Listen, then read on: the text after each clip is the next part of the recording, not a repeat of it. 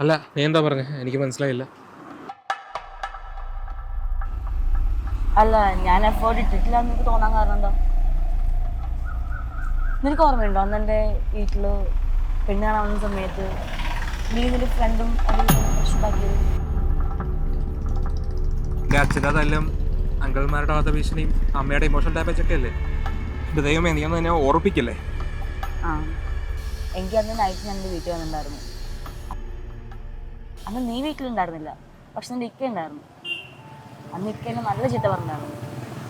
നീ നിന്റെ വീട്ടുകാരെ വേണ്ട പറഞ്ഞ് നടക്കുന്നത് ഞാൻ കാരണമാണ്.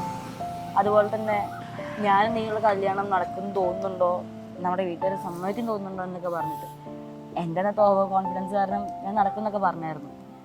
എന്നിട്ട് ഞാൻ ഒരു 10-15 പ്രാവശ്യം വിളിച്ചിട്ടുണ്ടായിരുന്നു. നീ ഒരു കോൾ പോലും എടുത്തില്ല. പിന്നെ നിൻ്റെ അടുത്തുള്ള ഒരു ദേഷ്യം കാരണം എനിക്ക് വേറെ വഴിയും കൊണ്ട് ഞാൻ എൻ്റെ വീട്ടിൽ പോയിട്ടുണ്ടായിരുന്നു. അമ്മ അച്ഛൻ്റെ അടുത്ത് നല്ല അടി കിട്ടിയിട്ടുണ്ടായിരുന്നു. പിന്നെ വീട്ടിൽ നോക്കിയ ആളിനെ തന്നെ കെട്ടി. പക്ഷേ നീ അന്ന് ആ ഫോൺ കോൾ എടുത്തിട്ടുണ്ടായിരുന്നെങ്കിൽ ചിലപ്പോൾ നമ്മൾ വിചാരിച്ച ആ ഒരു ലൈഫ് നമുക്ക് കിട്ടിയിട്ടുണ്ടായിരുന്നു.